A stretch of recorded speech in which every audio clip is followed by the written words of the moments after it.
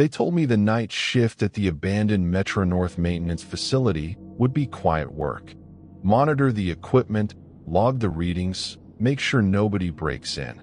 What they didn't tell me was why the previous 2 security guards quit without notice. What they didn't mention was the sound of train wheels on tracks that were supposed to be disconnected. What they forgot to explain was why I'd need to follow 17 specific rules to keep this job. I needed this job. My divorce was finalized last Tuesday, and Claire got the house, half my savings, and somehow convinced the judge that I owed her 3 months of spousal support while she transitioned to independent living. Independent living in a 4-bedroom colonial with a 2-car garage.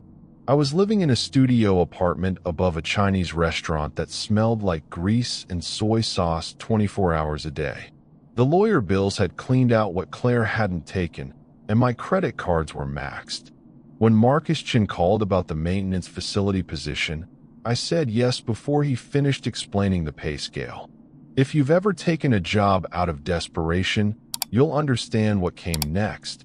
And if mysterious workplace stories intrigue you, you might want to subscribe for more. The facility sat on 43 acres of industrial property in Yonkers, surrounded by a 12-foot chain-link fence topped with razor wire. The main building was a long, low concrete structure that looked like it had been built in the 1960s and forgotten about ever since. Train tracks ran parallel to the north side of the building, but they were old, rusted, with weeds growing between the ties. Marcus met me at the front gate on a Wednesday afternoon, clipboard in hand, wearing a Metro North polo shirt that had seen better days. "Simple job," he said, unlocking the gate. "Midnight to 8 a.m., 5 days a week. You walk the perimeter once every hour, check the pressure gauges in the main building every 2 hours, and log everything in the computer. Equipment's been mothballed for 3 years, but corporate wants someone here. Insurance requirements." He handed me a key ring with 17 keys on it. Some were labeled, most weren't. The building smelled like motor oil and concrete dust. Emergency lighting cast everything in a sickly yellow glow.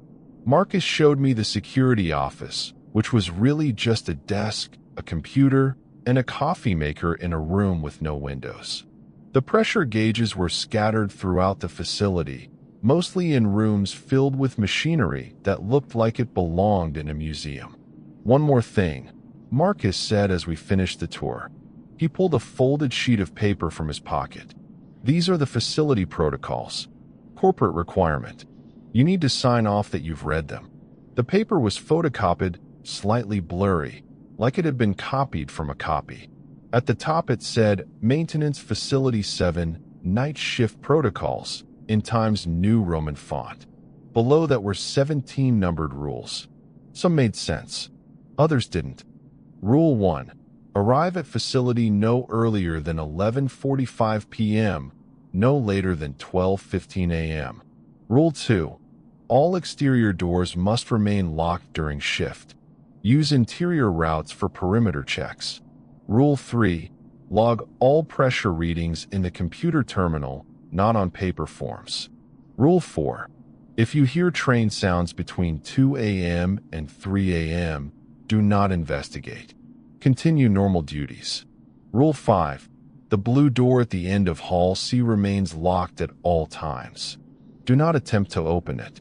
Rule 6. If the coffee maker turns on by itself, unplug it immediately and do not use it for the remainder of your shift. Rule 7. Any electronic device that displays the time 2:47 a.m. should be turned off and unplugged. Rule 8. Do not use the bathroom in the West Wing after 1:30 a.m. Use the facility in the main office area only. Rule 9. If you encounter anyone claiming to be a Metro North employee during your shift, ask for their badge number. Metro North badge numbers do not exceed 4 digits. Rule 10. The heating system activates automatically. Do not adjust the thermostat under any circumstances. Rule 11. If you smell burning electrical components, check all equipment. If no equipment is malfunctioning, Evacuate the building and call the emergency number. Rule 12. Track 3 monitoring equipment displays will occasionally show train movement data. This is normal. Do not report it. Rule 13. If you see lights in Building B across the yard, do not investigate. Building B has been sealed since 1987. Rule 14. Emergency exits must be checked during each perimeter walk. If any are propped open, close them immediately. Rule 15. The computer terminal may display messages addressed to previous security personnel. Delete these without reading them. Rule 16. If you hear voices calling your name from outside the building, do not respond or investigate. Rule 17. Report all incidents in the daily log, but do not include references to these protocols in any written reports. I read through the list twice. This is pretty specific, I said. Marcus shrugged. Corporate lawyers. They probably got sued by some security guard who claimed the job was dangerous. Cover their asses with paperwork. You'll be fine. Place has been quiet for months. I signed the acknowledgement form. Marcus left me with the keys, a thermos of coffee, and a phone number to call if anything went wrong. My first shift started the next night. Thursday, 11:52 p.m. I unlocked the front gate and drove my Honda Civic to the parking area behind the main building. The facility looked different at night. Bigger somehow. The emergency lighting created pockets of visibility connected by stretches of darkness that seemed deeper than they should have been. I unlocked the main entrance and found the light switches. Fluorescent fixtures buzzed to life overhead, illuminating a hallway that stretched about 60 feet before making a right turn. The security office was exactly where Marcus had shown me. I logged into the computer terminal and entered my arrival time. The system was basic, probably from the early 2000s. Green text on a black background, like something from a movie about hackers.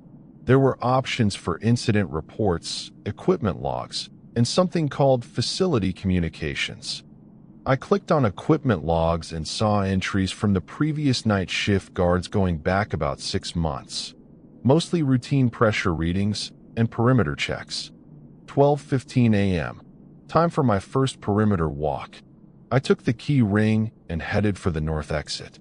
The building was laid out like a cross, with the main hallway running east to west and 2 shorter hallways branching north and south. The pressure gauges were distributed throughout all 4 wings. The north wing ended at a heavy metal door that opened onto a loading dock. I stepped outside and immediately understood why Marcus had emphasized keeping the doors locked. The silence out there wasn't normal. No traffic sounds, no distant highway noise, nothing. Just the kind of quiet that makes you aware of your own heartbeat. The fence line was about 50 yards from the building. I walked the perimeter with a flashlight, checking the gates and looking for signs of intrusion. Everything seemed normal until I reached the east side of the property. That's where I got my first look at Building B.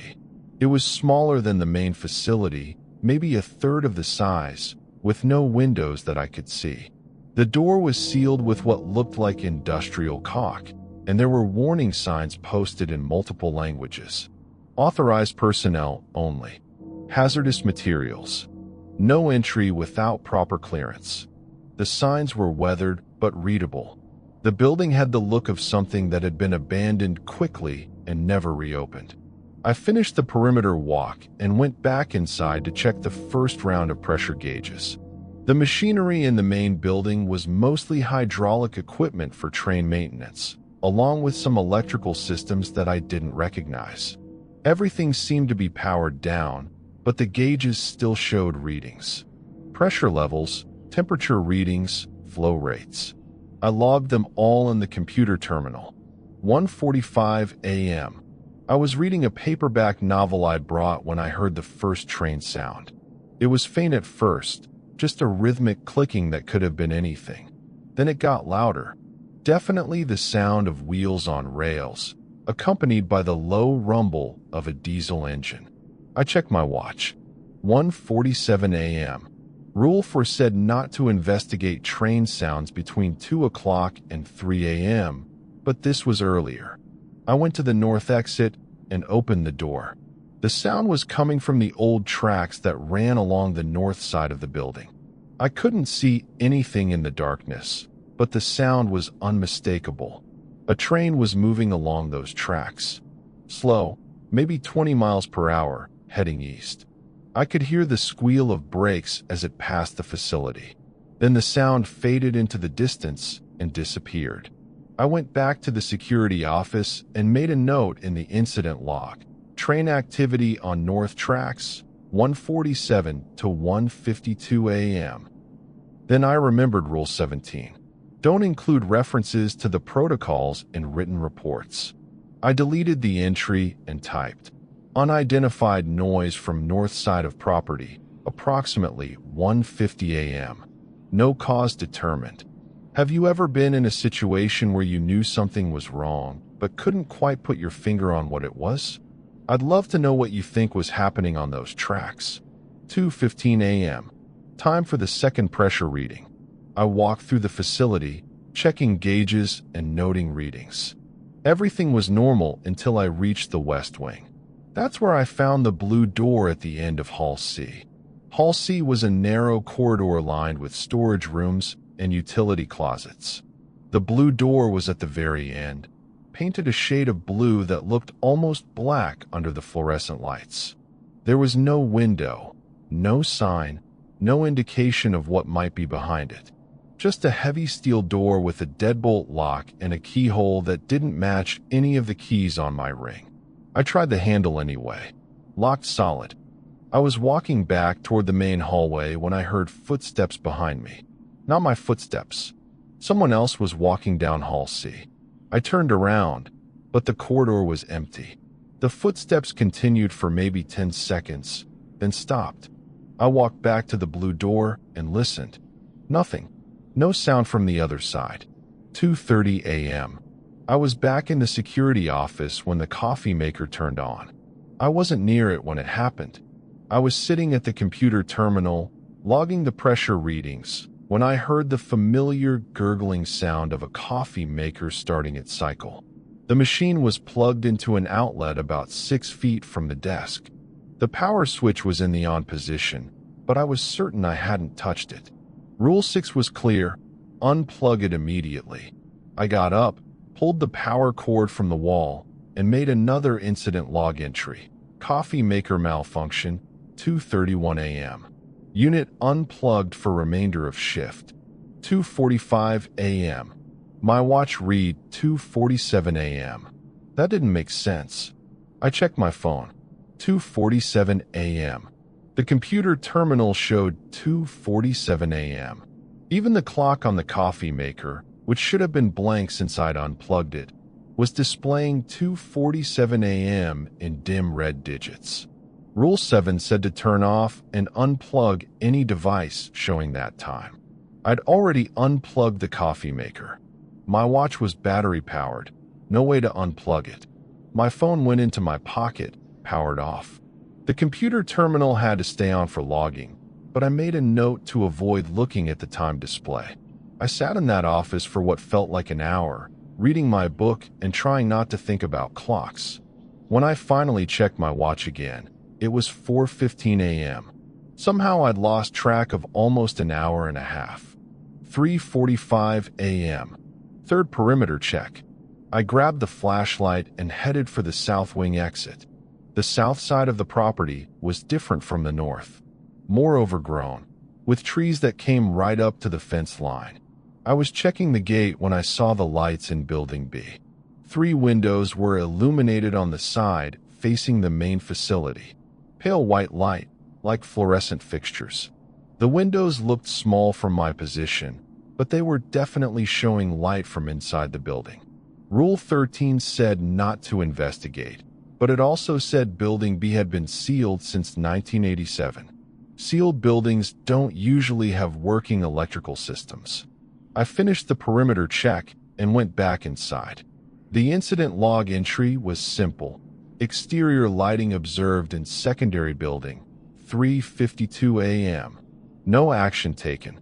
I almost added something about the building supposedly being sealed, then remembered Rule 17 again. 4 a.m. Fourth pressure reading. All systems normal, except for the gauge in Room 7. Room 7 was in the east wing, filled with equipment I couldn't identify. Lots of pipes, valves, and monitoring systems that looked like they belonged in a power plant.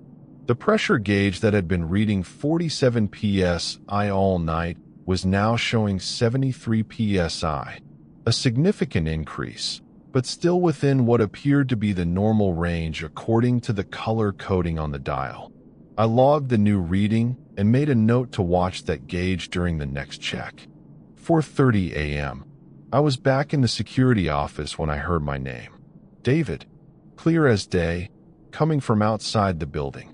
A woman's voice, calling my name from somewhere beyond the north wall. Not shouting, just speaking in a normal tone, as if I were standing right next to her.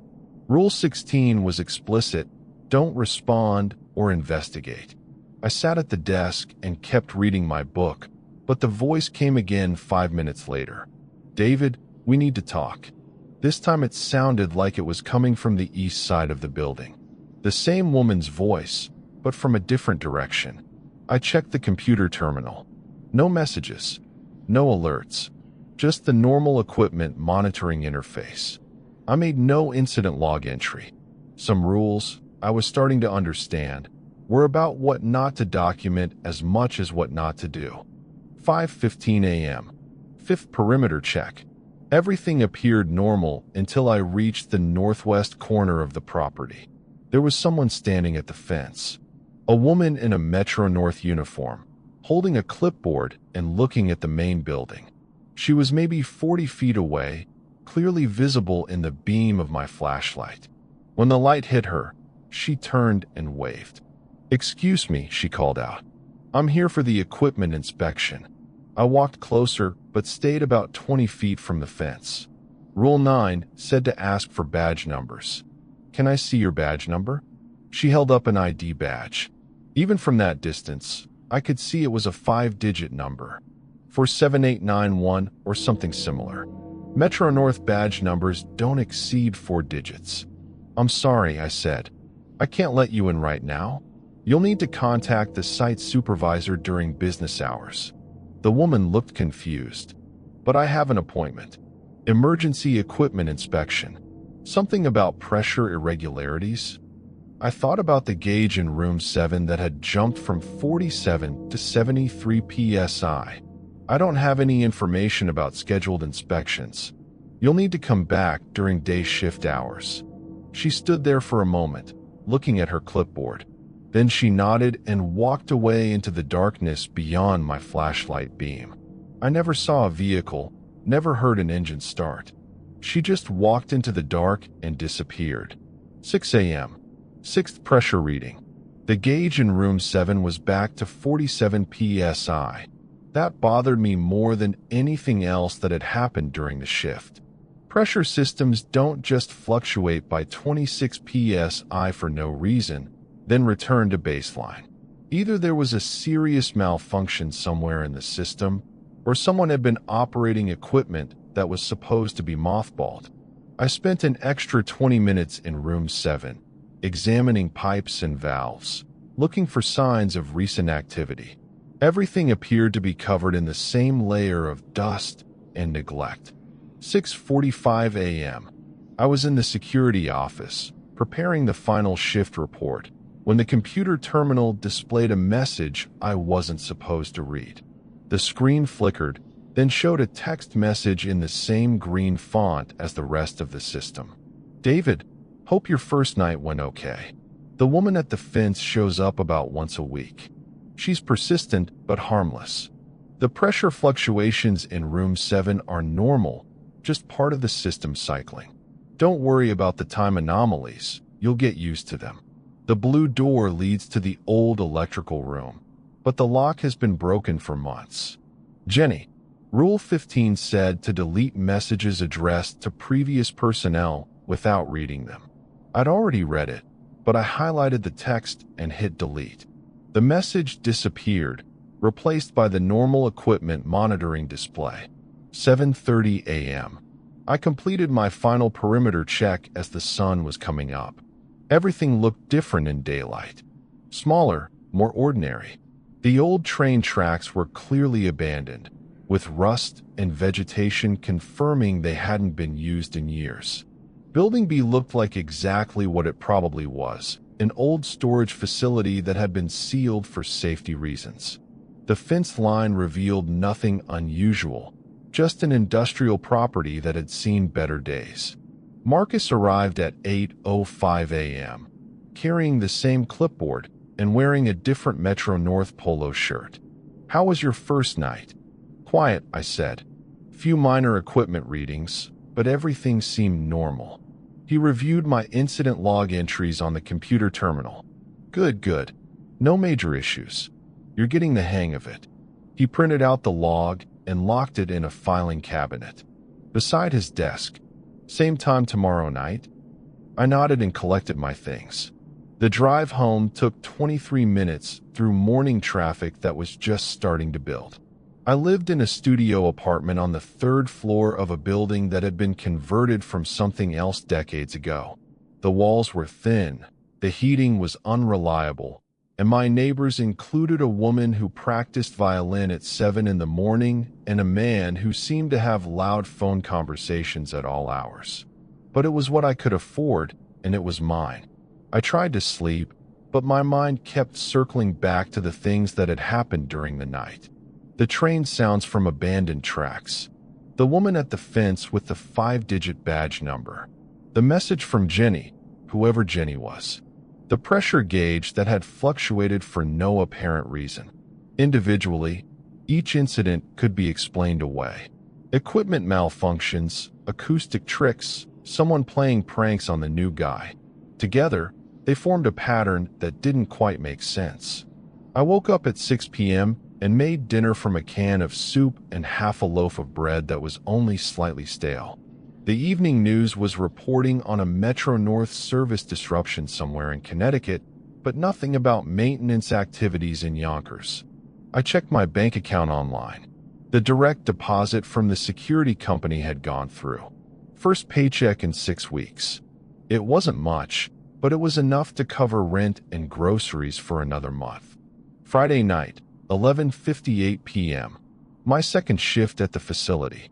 I arrived 4 minutes later than the previous night, but still within the window specified in Rule 1. The parking area was empty except for my Honda. I unlocked the main entrance and headed for the security office. The computer terminal was already logged in, showing the same green text interface. I entered my arrival time and checked the equipment logs from the day's shift. All readings normal, no incidents reported. The building felt different on the second night. More familiar, but also more unsettling. I knew where the lights were, knew which doors would be locked, knew what sounds were normal and which ones weren't. That made the abnormal sounds more obvious. 12:30 a.m. First perimeter check. I took the same route as the night before, starting with the north side and working my way around the fence line. The silence outside was just as complete as it had been 24 hours earlier. No traffic, no aircraft, no distant urban sounds. Just the crunch of gravel under my feet and the beam of my flashlight moving across chain link and concrete. Building B was dark when I reached the east side of the property. No lights in the windows, no signs of activity. I stood there for a moment, trying to remember exactly which windows had been illuminated the night before. 3 of them, on the side facing the main facility. Small windows, pale white light. Tonight, there was nothing. I completed the circuit and went back inside to check the first round of pressure gauges. Everything appeared normal until I reached room 7. The gauge that had been reading 47 psi the previous night was showing 52 psi. Not as dramatic as the jump to 73, but definitely higher than baseline. I logged the reading and made a mental note to pay attention to that particular system. 1:15 a.m. I was in the security office when I heard the footsteps again. This time they were coming from the main hallway, not Hall C. Steady, deliberate footsteps, like someone walking with a purpose. I got up from the desk and opened the office door. The hallway was empty, but I could still hear the footsteps. They seemed to be moving toward the east wing, where room 7 was located. I followed the sound, walking as quietly as possible on the polished concrete floor. The footsteps stopped when I reached the entrance to the east wing. I waited, listening, but heard nothing else. I walked down the east wing corridor, checking doors and looking into the rooms with windows. Everything was dark and still. When I reached room 7, I opened the door and turned on the lights. The pressure gauge was reading 47 psi again. It had dropped 5 pounds while I was away from it. 1:45 a.m. Back in the security office, I was reading my book when the train sound started. This time I was expecting them. The rhythmic clicking began at 1:47 a.m., just like the night before. Wheels on rails, diesel engine, the sound of something heavy moving along the abandoned tracks. I didn't get up to investigate. Rule 4 was clear about train sounds between 2 o'clock and 3 a.m., but these earlier sounds weren't covered by the protocols. I sat at the desk and listened as the train passed by the facility, heading east at what sounded like the same slow speed as before. The sound faded after about 5 minutes, leaving the building in its usual unnatural quiet. I made an incident log entry. Unidentified mechanical noise from north side of property, 1:47 to 1:52 a.m., similar to previous night. Then I deleted it and wrote something more generic about exterior noise disturbances. 2:15 a.m. Second pressure reading. I walked through the facility with a growing sense of familiarity, checking gauges and noting readings. Most systems were stable, but the equipment in room 7 continued to fluctuate. This time the gauge was reading 61 psi, 14 pounds higher than when I checked it 30 minutes earlier. I spent more time in that room, examining the pipes and valves more carefully. The system appeared to be some kind of hydraulic setup, with thick steel pipes running through the walls and ceiling. There were isolation valves, pressure relief systems, and monitoring equipment that looked sophisticated even by today's standards. Everything was covered in dust and showed no signs of recent maintenance, but the pressure readings suggested something was definitely active. I found a metal plate mounted on the wall near the main valve assembly. Most of the text was obscured by grime, but I could make out installed 1982 and what looked like system capacity 150 psi. If that was accurate, then the fluctuations I'd been seeing were well within normal operating parameters. But operating parameters for what? This was supposed to be a train maintenance facility, not a hydraulic testing lab. If this mystery is keeping you hooked, a quick like helps more people discover stories like this one. 2:30 a.m. I was walking back to the security office when I heard my name again. David. The same woman's voice as the night before, but this time it was coming from inside the building. Not from outside, not muffled by walls and distance. Clear as if someone was standing in the hallway with me. I stopped walking and listened. The voice came again, from the direction of Hall C. David, we need to talk. Rule 16 said not to respond to voices calling my name, but it specifically mentioned voices from outside the building. This was inside.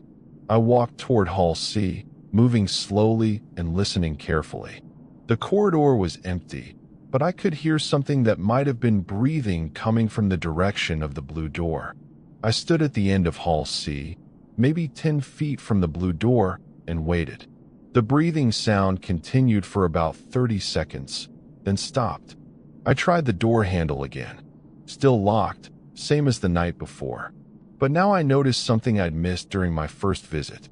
There was a gap under the door, maybe half an inch of clearance between the bottom of the door and the floor. Light was coming through that gap. Not bright light, just a faint glow, like someone had left a small lamp on in the room beyond. The message from Jenny had said the blue door led to an old electrical room and that the lock had been broken for months. But the door was definitely locked when I tried it. Either Jenny was wrong, or someone had repaired the lock since she'd left that message. I made a mental note to ask Marcus about access to that room when he arrived for the day's shift. 2:47 a.m. Every clock in the building was showing the same time again. My watch, my phone, the computer terminal, even the unplugged coffee maker, all displaying 2:47 a.m. in their various formats. Rule 7 said to turn off and unplug any device showing that time. I powered off my phone and avoided looking at the other displays.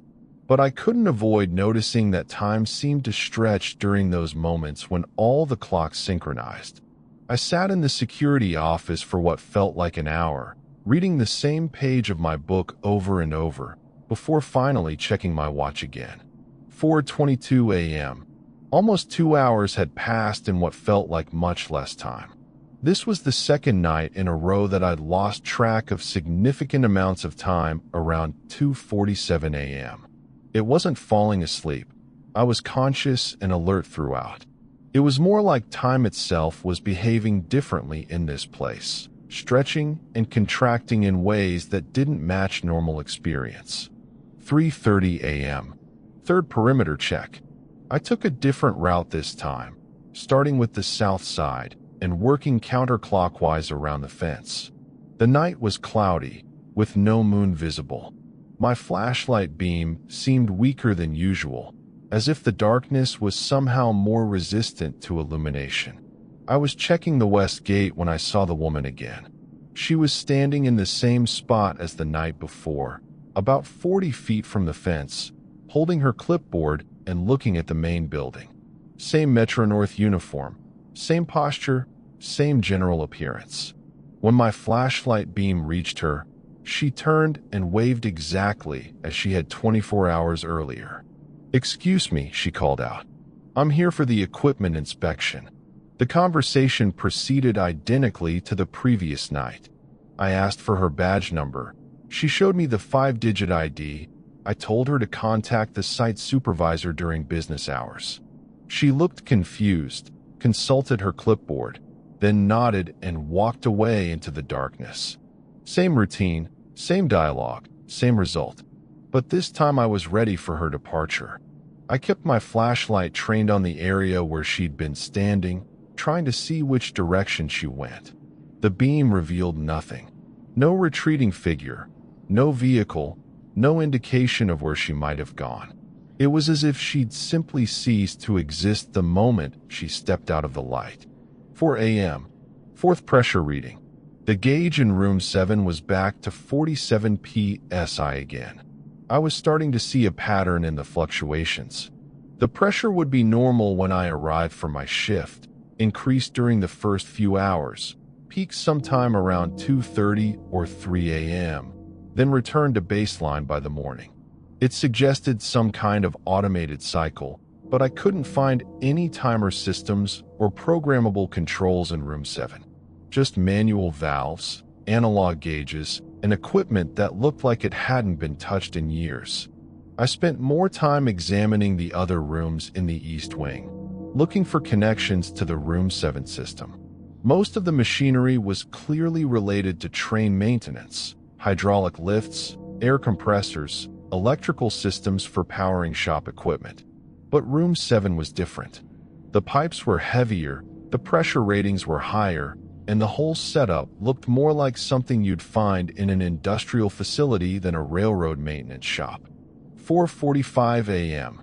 I was back in the security office when the computer terminal displayed another message I wasn't supposed to read.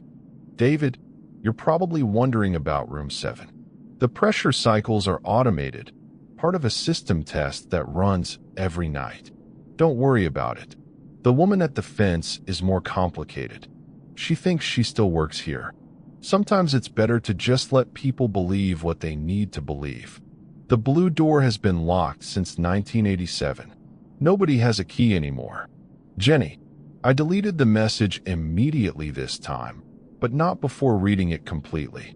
Ginny seemed to know exactly what was happening during my shifts, which suggested she'd experienced the same things.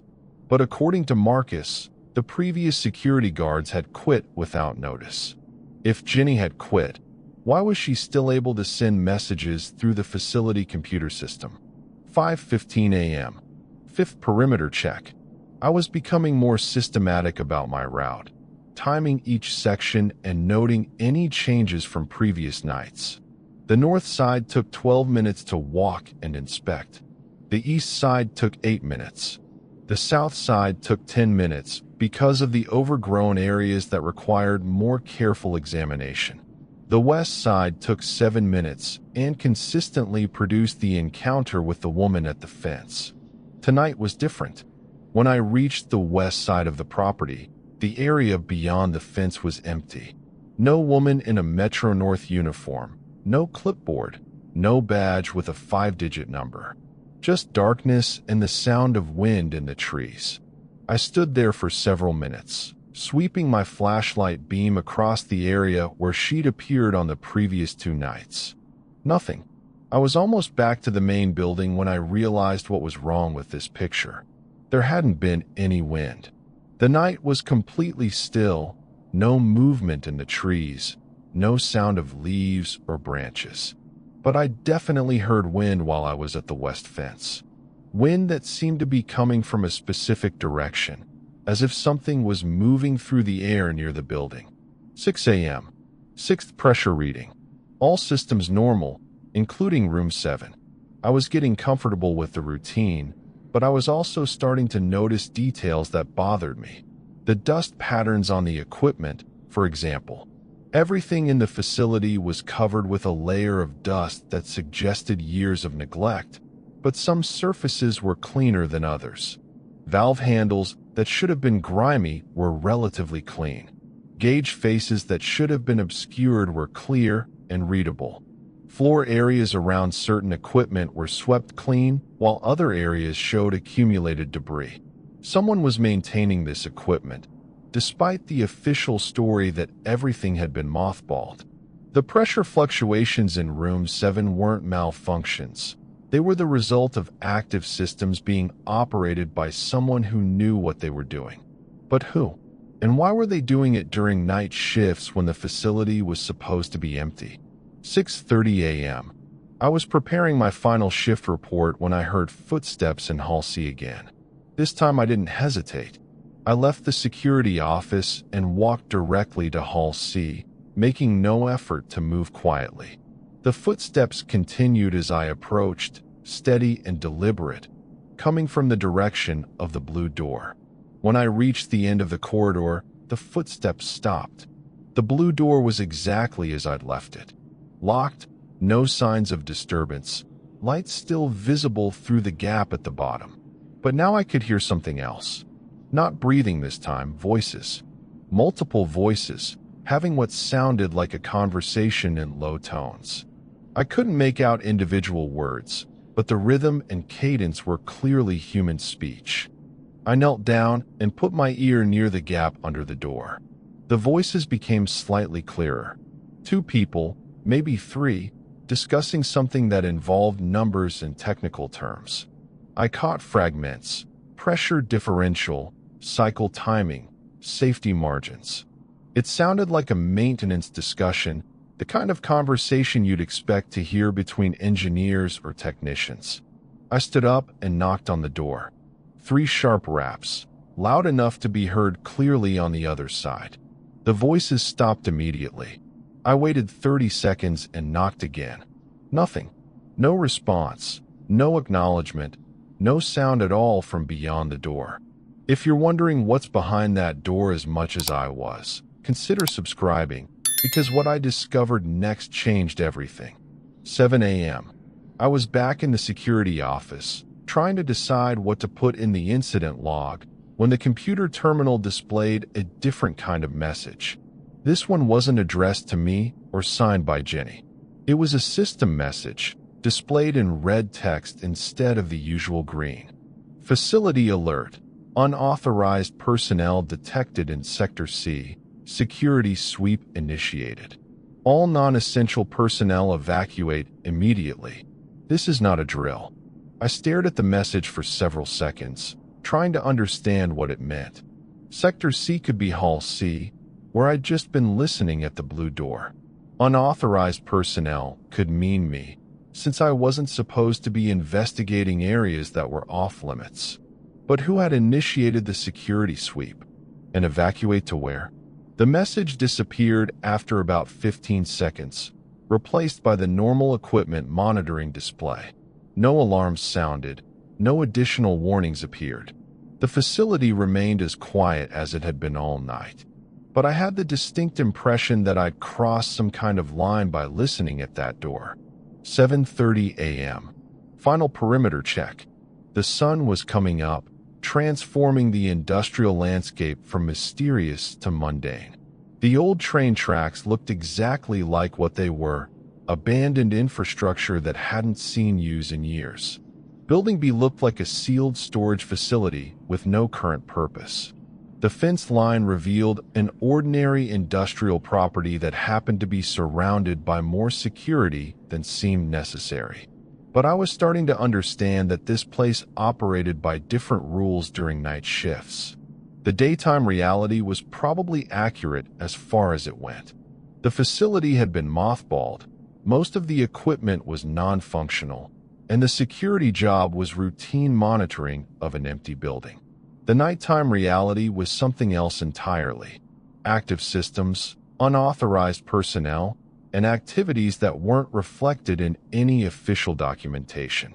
Marcus arrived at 7:55 a.m., 5 minutes earlier than the previous day. He looked more tired this time, like he hadn't slept well. How was night 2? Quieter than the first night, I said. A few minor equipment readings, but nothing significant. He reviewed my incident log on the computer terminal. I'd kept the entries generic and brief, following Rule 17 about not referencing the protocols in written reports. Good. You're settling in well. Any questions about procedures or equipment? I almost asked about the blue door in Hall C, but something in Marcus's expression suggested that wouldn't be a welcome question. Instead, I asked about the room's 7 pressure fluctuations. Oh, that, he said. That's just a legacy system that cycles automatically. Some kind of hydraulic testing setup from when they used to do heavy equipment work here. Corporate keeps it running for insurance purposes, something about maintaining system integrity. It's all automated, nothing you need to worry about. His explanation sounded rehearsed, like he'd given it before. What about the voices I heard coming from Hall C? Marcus's expression didn't change, but I noticed his hand tightened slightly on his clipboard. Old buildings make strange sounds. Pipes expanding and contracting, ventilation systems, that kind of thing. Plus you're working alone at night. Your mind can play tricks on you. Happens to everyone in this job. I nodded and collected my things. The drive home was becoming routine, 23 minutes through steadily increasing morning traffic. But this time I took a different route, one that took me past the main entrance to the facility. I wanted to see the property from the road, get a sense of how it fit into the surrounding area. The facility was larger than I'd realized. The fence line extended much further north than I could see from inside the property. There were additional buildings beyond the main structure, connected by what looked like internal roads or pathways. Some of the buildings had recent-looking vehicles parked outside them, not abandoned at all, despite what Marcus had told me about the facility being mothballed. I pulled over and studied the layout from my car. The main building where I worked was just one part of a complex that covered several hundred acres. The abandoned train tracks I'd been hearing sounds from weren't abandoned at all. They connected to active rail lines about half a mile to the east.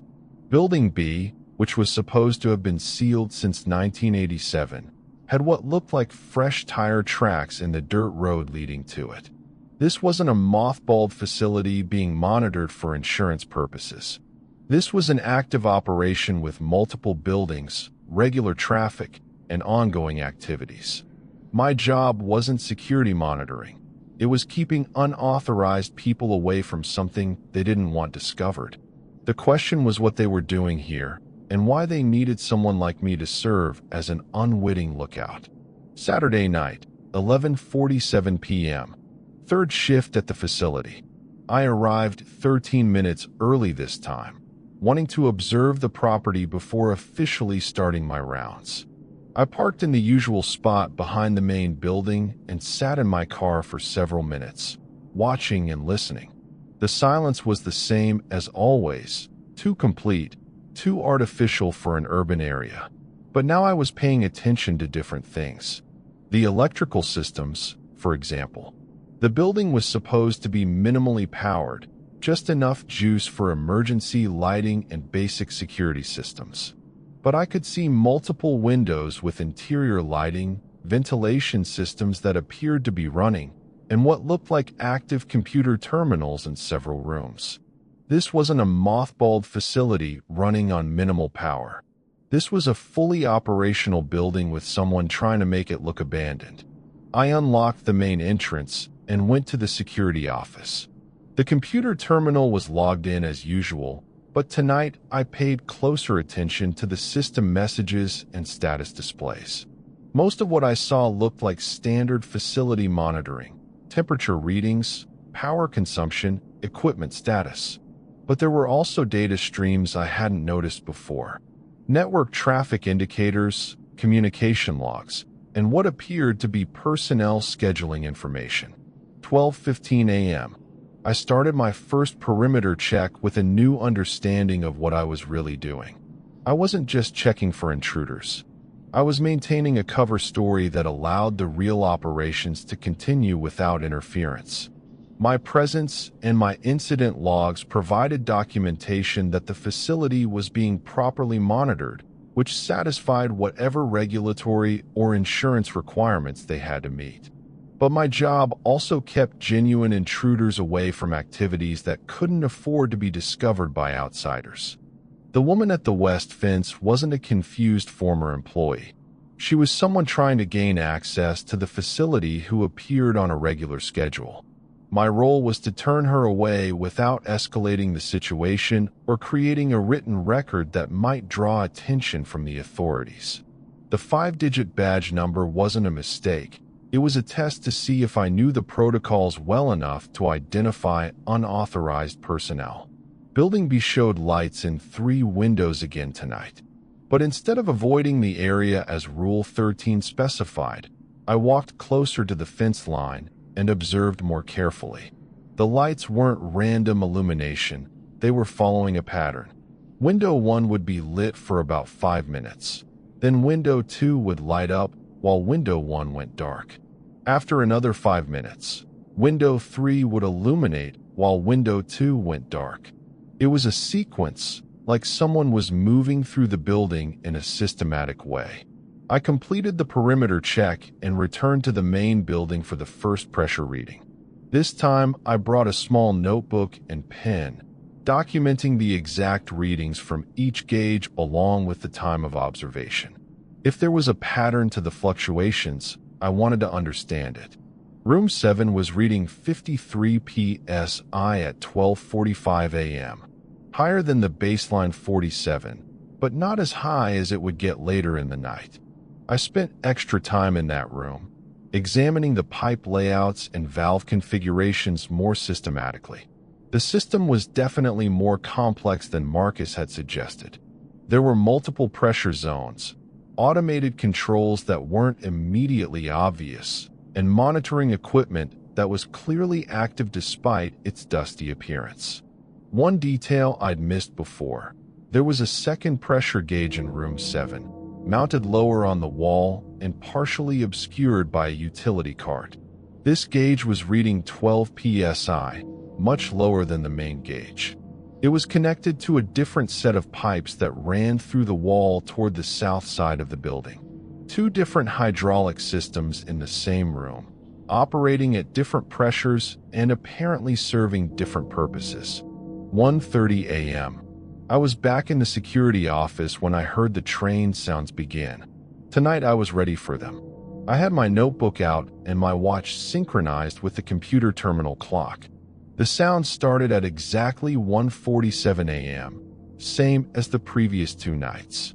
Rhythmic clicking of wheels on rails, low rumble of diesel engines, and the occasional squeal of brakes. But tonight, I was listening more analytically. There were at least 2 distinct sets of train sounds. The first was lighter, faster, moving from west to east along the tracks north of the building. The second was heavier, slower, moving in the opposite direction about 3 minutes after the first train passed. The timing was precise, 1:47 for the eastbound train, 1:50 for the westbound. It suggested scheduled movements, not random activity on abandoned tracks. I made detailed notes about the timing, duration, and characteristics of each set of sounds. If these were real trains on active tracks, then the story about abandoned rail infrastructure was completely false. If they weren't real trains, then someone was creating very sophisticated audio effects for reasons I couldn't understand. 2 a.m. Second pressure reading. Room 7 was up to 67 psi on the main gauge, while the secondary gauge had dropped to 8 psi. The inverse relationship between the 2 readings was becoming clear. As pressure increased in the primary system, it decreased in the secondary system. It looked like a hydraulic transfer setup, where fluid was being moved from one reservoir to another according to some predetermined schedule. But transfer for what purpose? And controlled by whom? I expanded my pressure monitoring to include other rooms in the East Wing. Room 5 had hydraulic equipment that showed fluctuating readings. Room 8 had what looked like a control panel with indicator lights that changed color throughout the night. Room 12 had pipes that connected to the Room 7 system and gauges that showed related pressure variations. This wasn't just one piece of equipment cycling through a test routine. This was a coordinated system involving multiple rooms and substantial hydraulic capacity. 2:30 a.m. I was walking back to the security office when I heard my name called from Hall C again. "David, we need to talk." Same voice, same location, same tone as the previous nights. But tonight I was less concerned about Rule 16 and more interested in understanding what was really happening. I walked to Hall C and stood at the end of the corridor, facing the blue door. The light was visible under the door, and I could hear the sounds of conversation from inside. "I know you're in there," I said, speaking toward the door in a normal conversational tone. "And I know you can hear me. I'm not here to cause problems. I just want to understand what's going on." The conversation sound stopped immediately. I waited for about 30 seconds, then continued. "I've been working here for 3 nights. I've followed all the rules, kept the incident logs generic, and maintained the cover story about routine security monitoring. But I know this facility isn't mothballed. I know the pressure systems are active, and I know someone is coordinating activities from that room." Still no response from behind the door, but the light under the door seemed to get brighter, as if someone had turned on additional illumination inside. "Look, I need this job," I continued. "I'm not going to report anything or cause trouble for anyone. But if I'm going to be effective at maintaining security here, I need to know what I'm protecting." I heard a sound that might have been a chair scraping against the floor, then footsteps approaching the door. Someone was right on the other side, probably listening to this conversation through the same gap that allowed light to escape. "My name is David Chun," I said. "I was hired by Marcus to work night security. I've read all 17 facility protocols, and I've been following them exactly. I'm not trying to break any rules or access any areas that are off limits. I just want to understand my role here." The footsteps moved away from the door. I heard what sounded like a brief, whispered conversation between at least 2 people. Then the footsteps returned. "David." The voice came from directly behind the door, clear and unmuffled. A man's voice this time, not the woman who had been calling my name. "You're asking the right questions, but this isn't the right time for answers. Continue following the protocols. Document everything you observe, but keep the incident logs generic. Someone will contact you when it's appropriate. When will that be? Soon. Probably within the next few days. In the meantime, pay attention to the pressure readings in room 7. The fluctuation patterns contain information you'll need later. I waited for more, but heard nothing else from behind the door. The light under the door dimmed back to its previous level. Whoever had been talking to me had returned to their previous activities. 2:47 a.m. Every clock in the building synchronized again. This time I was ready for the time distortion. I kept my notebook out and tried to maintain awareness of the passage of time during the period when all the clocks showed 2:47. I started counting seconds, trying to establish some kind of reference point for how long the distortion lasted. 1 Mississippi, 2 Mississippi, 3 Mississippi. I got to about 60 Mississippi before losing track of the count. My mind seemed to drift, not into sleep, but into a state where sequential thinking became difficult. When I regained full awareness and checked my watch, it was 4:31 a.m. Nearly 2 hours had passed during what felt like maybe 10 minutes of conscious experience. But this time I had something new. While my perception of time had been distorted, I'd apparently continued writing in my notebook. 3 pages of notes in my own handwriting, documenting observations I didn't remember making. Primary hydraulic system peaks at 84 psi during temporal displacement period. Secondary system bottoms out at 3 psi. Differential of 81 psi represents maximum system capacity for Phase 1 operations. Duration of peak pressure corresponds to duration of temporal effect. Approximately 104 minutes of subjective time compressed into 12 minutes of objective time. Personnel in Blue Room monitoring compression ratio and adjusting parameters in real time. System appears to be experimental rather than operational. I stared at the notes for several minutes, trying to understand how I could have written them without being consciously aware of doing so. The handwriting was definitely mine, but the technical knowledge reflected in the observations was beyond what I understood about hydraulic systems. Someone or something had been guiding my documentation during the time displacement period. Have you ever lost time and found evidence that you'd been active during the missing period? I'd love to hear about similar experiences in the comments. 4:45 a.m. 4th pressure reading. Everything was back to baseline values, just as my notes had predicted. Room 7 was reading 47 psi on the primary gauge and 12 psi on the secondary gauge. The same readings I'd observed when I first started working here. But now I understood that these weren't malfunctions or random fluctuations. They were the result of a controlled process that operated on a precise schedule and produced specific, measurable effects on the local environment. The temporal displacement wasn't a side effect of the hydraulic systems. The hydraulic systems were supporting equipment for the temporal displacement. Someone was using this facility to conduct experiments in time manipulation, and my job was to provide security cover while maintaining plausible deniability about the true nature of the activities. I walked through the entire East Wing, documenting the current status of all the equipment I'd been monitoring. Everything was returned to its baseline state, as if the previous few hours of activity had never occurred. But I knew now that baseline was just the resting state between experimental cycles. Tomorrow night, the whole process would repeat with minor variations as the operators refined their procedures. 5:30 a.m. 5th perimeter check.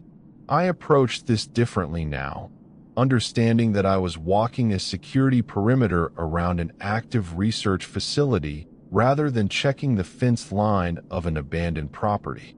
Building B was dark again, but I could see fresh tire tracks in the dirt road leading to it. Several vehicles had been there during the night.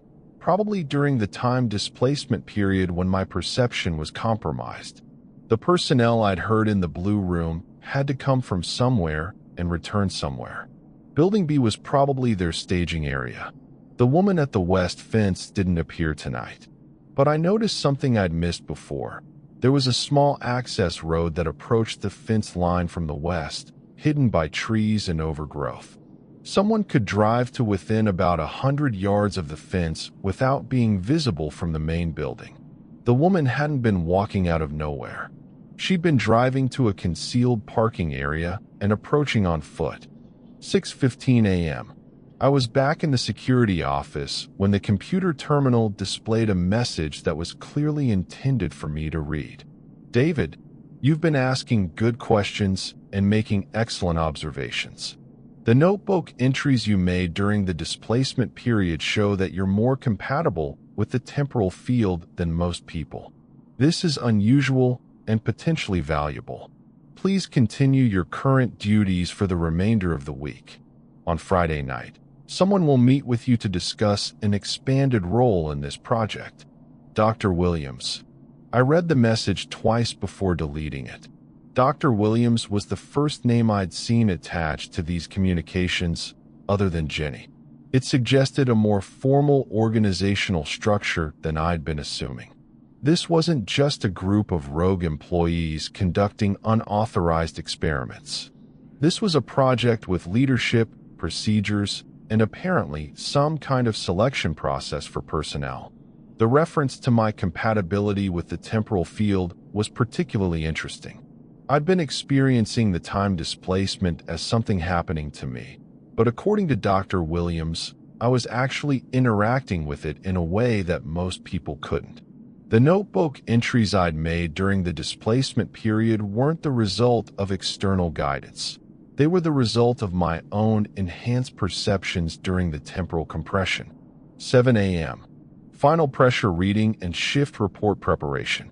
All systems were reading normal values. Room 7 was back to 47 psi primary and 12 psi secondary. The other rooms in the East Wing showed baseline readings that matched my initial observations from 3 nights ago. Whatever process had been running during the night was complete and would remain dormant until the next cycle. I prepared my incident log entries with new understanding of their purpose. The generic language about equipment readings and exterior noise disturbances wasn't just following Rule 17. It was maintaining operational security for a classified project. My reports were going into an official file that could be reviewed by insurance investigators, regulatory agencies, or other external parties. They needed to show routine security activities without revealing anything about the true nature of the facility. Marcus arrived at 8:02 a.m., carrying his usual clipboard but looking more alert than he had on previous mornings. "How was last night?" "Routine," I said. Equipment readings were normal, no significant incidents to report. He reviewed my incident log and nodded approvingly. "Good work. You're developing a good sense for what needs to be documented and what doesn't. That's an important skill in this line of work." The comment confirmed what I'd been suspecting. Marcus knew exactly what was happening at the facility. He wasn't just a site supervisor managing a mothballed property. He was part of the project team, responsible for maintaining the cover story and recruiting compatible personnel for night security duties. "One question," I said. "The pressure readings in Room 7 seem to fluctuate more than the other systems. Is that something I should be concerned about?" Marcus smiled slightly. "That system is a little more active than the others. Part of some ongoing equipment testing that corporate has us running. Nothing to worry about. Just document the readings as you've been doing. The fluctuations are expected." I nodded and collected my things. On the drive home, I thought about what Dr. Williams had said about an expanded role in the project. I'd taken this job because I needed income after my divorce, but it was becoming clear that I'd stumbled into something much more significant than routine security work. Time manipulation research was the kind of project that governments and corporations spent billions of dollars pursuing. If I could become a valuable part of that effort, it might change my financial situation permanently. But it also meant accepting that I was no longer just a security guard following protocols I didn't understand. I was becoming a participant in research that pushed the boundaries of known science. The question was whether I was prepared for what that might involve, and whether the potential benefits were worth the risks I didn't yet comprehend. Sunday night, 11:52 a.m. I arrived at the facility for my fourth shift with a different mindset entirely. I wasn't just a divorced security guard desperate for steady income anymore. I was someone who had demonstrated unusual compatibility with experimental technology that most people couldn't even perceive properly. Dr. Williams had promised answers on Friday night, but I already understood enough to know that my life was about to change in ways I couldn't predict. I parked behind the main building and sat in my car for a moment, looking at the facility that had seemed so ordinary just 4 days ago. Now I could see the subtle signs of active operations, the slight variations in window lighting that indicated occupied spaces, the faint hum of ventilation systems that suggested ongoing activities, the careful maintenance of equipment that was supposed to be mothballed. My marriage had fallen apart because Claire said I never paid attention to what was really happening around me. She was probably right about that. But whatever abilities had allowed me to document observations during the temporal displacement period suggested that I was capable of perceiving things that others missed. Maybe losing everything I thought I wanted had opened up possibilities I'd never considered. I unlocked the main entrance and headed for the security office, ready to begin what I now understood would be my final week as just a security guard. After Friday night, assuming Dr. Williams kept his promise, I would either be something more or I would be looking for a new job. Either way, the person who walked out of this facility next weekend would be fundamentally different from the person who had signed that contract in a Denny's parking lot just 4 days ago. The divorce papers were still in my jacket pocket, but they felt like documents from someone else's life.